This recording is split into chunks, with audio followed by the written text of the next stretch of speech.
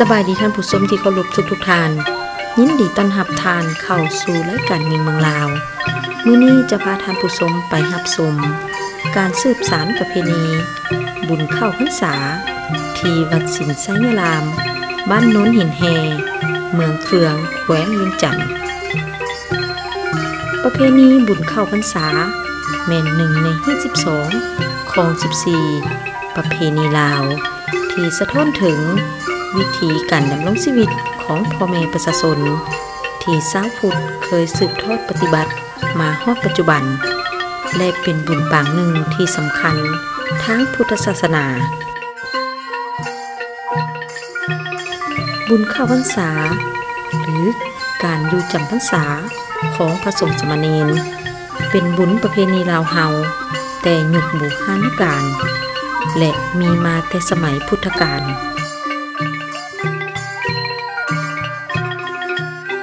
เพราะเมื่อฮอดเดือน8เพ็ง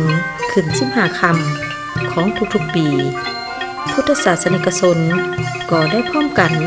ห่างหากะเกียมห่อข้าวต้มข้าวหนมเครื่องไสยทานต่างๆเพื่อจะนำไปถวายให้แด่พระภิกขุสงฆ์องค์สามเณร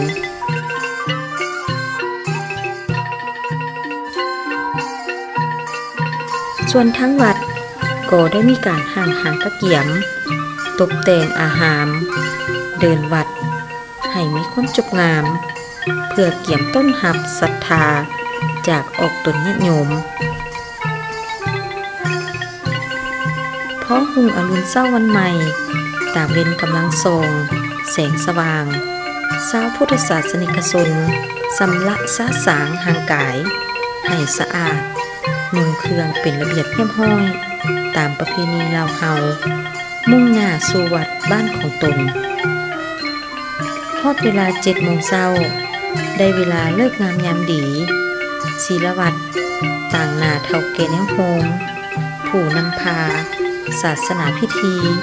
ก็ได้ประกาศเป่าเตือนให้ศรัทธาญาติโยมพ่อแม่เฒ่าแก่หญิงชายน้อยใหญ่ที่มาตั้งโฮมในศาลาโฮมธรรมโดยมีพระสงฆ์สามเณรเป็นเข้าต่อหน้าพระพุทธรูปองค์พระประธานมีการไหว้พระรับสมทานศีล5และถวายเครื่องไสยทานต่างๆมีขันเข้าบูชาพระรัตนตรัยพร้อมด้วยถวายข้าวใส่บาตรดอกไม้ธูปเทียนอาหารเครื่องส้มของหวานข้าวต้มและข้าวหนมเทียนพรรษาผ้าไตรจีวรผ้าอาบน้ำฝนเหล่านี้เป็นต้น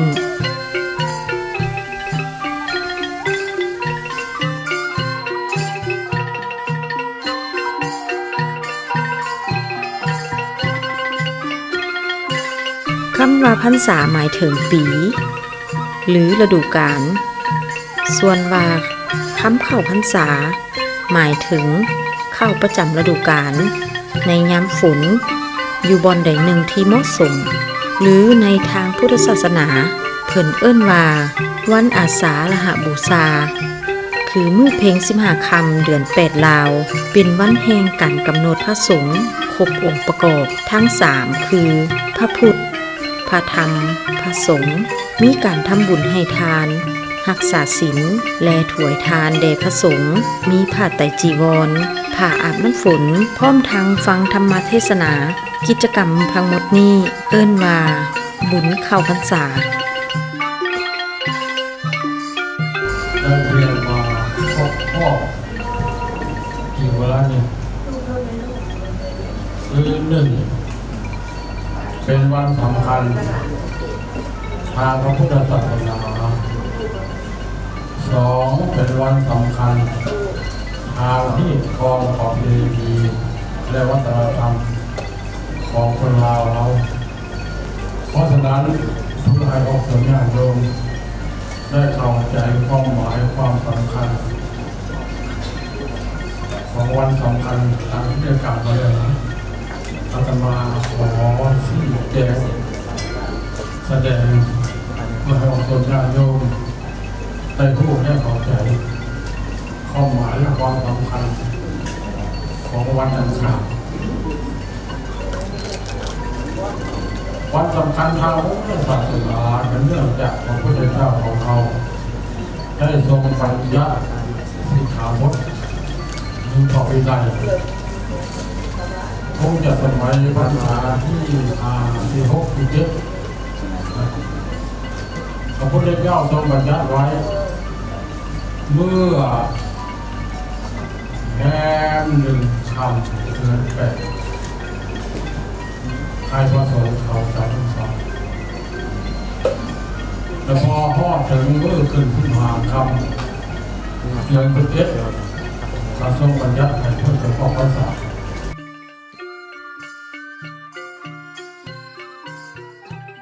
บุญเข้าพรรษาแม่นปฏิบัติตามพุทธานุญาตพระพุทธเจ้าอนุญาตให้พระสงฆ์สามเณรอยู่จำพรรษาอยู่บอนที่สมควรเช่น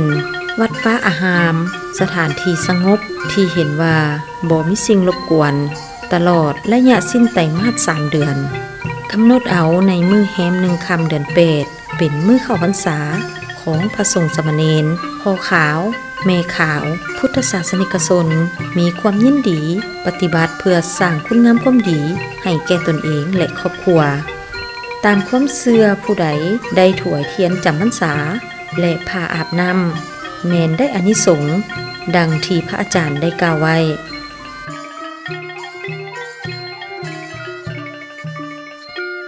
อันนี้มันก็มีหลายอย่างเนาะของตัวนิยมถวาย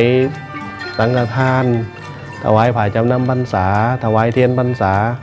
บางวัดเป็นกระจัดเป็นคณะจัดเป็นขบวนไปถวายเทียนพรรษาถวายอาบน้ำฝนสถานที่ห่างไกลศอกหลีกในเมืองเขานี่ก็สะดวกสบายไฟฟ้าไม่ยังแล้วแต่ว่าเขตส่วนบท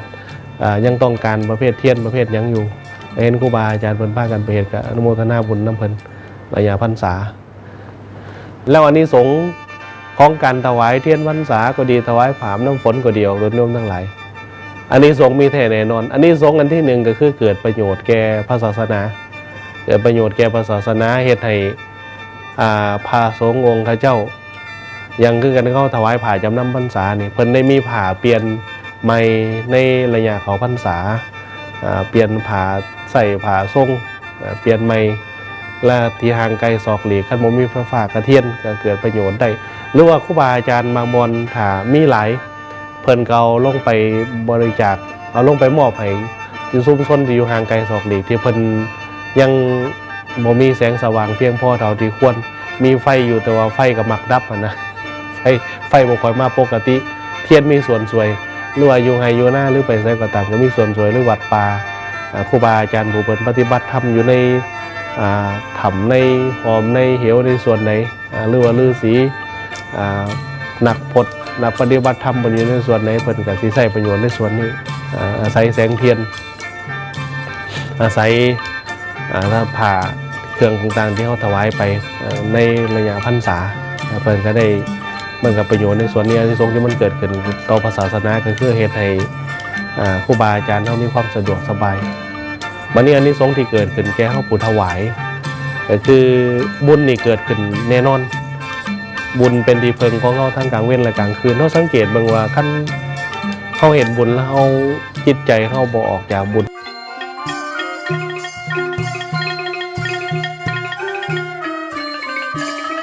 ค่ะน้อยชื่อว่านางน้อยเนาะเป็นสาวบ้านโนนหินแฮเมืองเฟืองแข่งแหลงจันทน์เนาะที่ว่าคือของฮิตของประเพณีของวัฒนธรรมลาวเฮาเนาะที่ว่ามื้อเข้าพรรษาได้พาลูกหลานที่มาใส่บาตรปกตินอนในวัดถึงใส่ยาลามของพวกเฮาเนาะที่ว่ามีการที่ขึ้นที่ว่าประชาชนกะเพิ่นกะนับถึงฮิตของประเพณีลาวเฮาได้พากันมาใส่บาตรทุกศีลทุกเทศกาลเลยเจ้าแล้วก็วัดนึงเป็นวัดสินไสยลามเป็นวัดนึงที่ว่าเป็นวัฒนธรรมแล้วก็เป็นวัดที่ว่ามีชื่อเสียงโด่งดังในของแข่งเวียงจันทน์เนาะเป็นจุดหนึ่งของแข่งเวียงจันทน์วัดเส้นซานที่ว่ามีชื่อเสียงจะมีคนนิยมมาใส่บาตรใส่ทุกสิ่งเลยจ้ะแล้วก็อนุรักษ์ฮิตของประเพณีของลาวเฮาที่ว่ามาแต่ดังเดิมที่ว่าพ่อแม่เพิ่นพา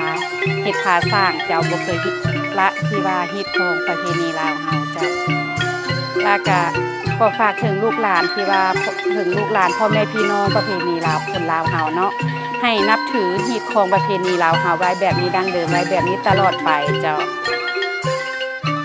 อันนี้ละแม่นนะข้าพเจ้าในนามที่ว่าประชาชนบ้านโนนหินเฮวัดสิงห์ไสยาลามเนาะมื้อนี้ที่ว่าเป็นงานยามดีวันพระพุทธศาสนาของลาวเฮาเนาะวันเข้าพรรษาประจำปี2026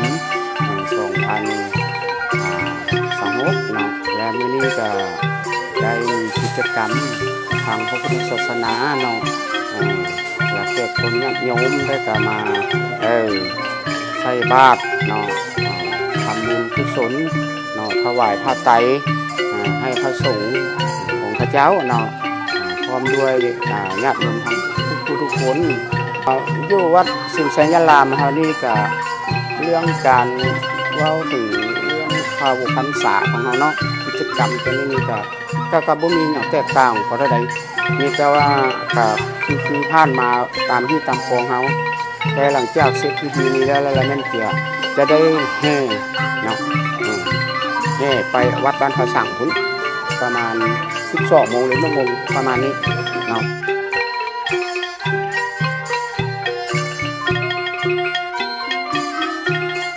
ในมื้อเดียวกันนั้นก็ได้มีพิธีแห่เทียนพรรษาที่ชาวพุทธศาสนิกชนที่เดินทางมาจากบ้านใกล้และไกลก็ได้มาตั้งโฮมกันอยู่สถานที่หน้าวัดสินไสยารามเริ่มขบวนแห่จากวัดสินไสยารามไปสู่จุดหมายที่วัดสังสินไสโพคารามโดยมีขบวนสำคัญเป็นต้นแมน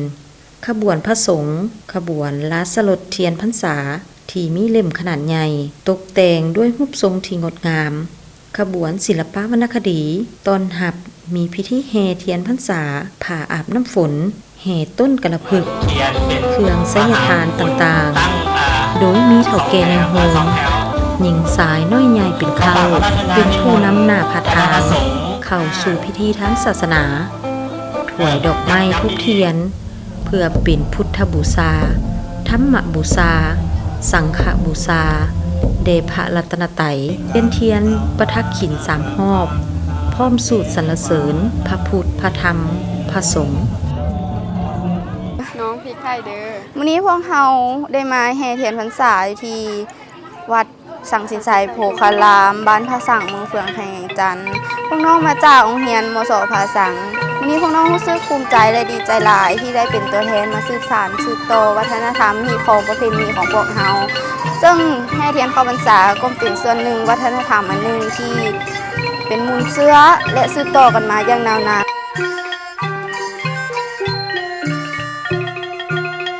บุญเข้าพรรษาเป็นบุญในพุทธศาสนาเฮ็ดตามพระวินัยที่พระพุทธเจ้าอนุญาตให้พระสงฆ์สามเณรได้จำพรรษาเพื่อศึกษาธรรมเรียนสูตรเรียนเทศน์และยังเป็นโอกาสดีให้พ่อแม่ผู้ที่มีศรัทธาใจบุญได้ทำบุญให้ทานในระยะจำพรรษาทั้งเป็นการสืบสานอายุพุทธศาสนาและรักษาฮีตของประเพณีอันดีงามอันยอดยิ่งและรายการเมืองลาวก็ได้มีโอกาสมาสัมผัสกับสถานที่อันงดงามโดยเฉพาะแม้นสถานที่ท่องเที่ยวทางด้านวัฒนธรรมของเมืองเฟืองเป็นเมืองหนึ่งในแขวงเวียงจันทน์ที่งดงามและสร้างความประทับใจให้นักท่องเที่ยวที่ได้เข้ามาเที่ยวชมและกราบไหว้ขอพรมาฮอดนี้เวลารายการเมืองลาวก็สิ้นสุดเพียงเท่านี้พบกันใหม่ในโอกาสหน้าสำหรับมื้อนี้ขอให้ทุกท่านโชคดี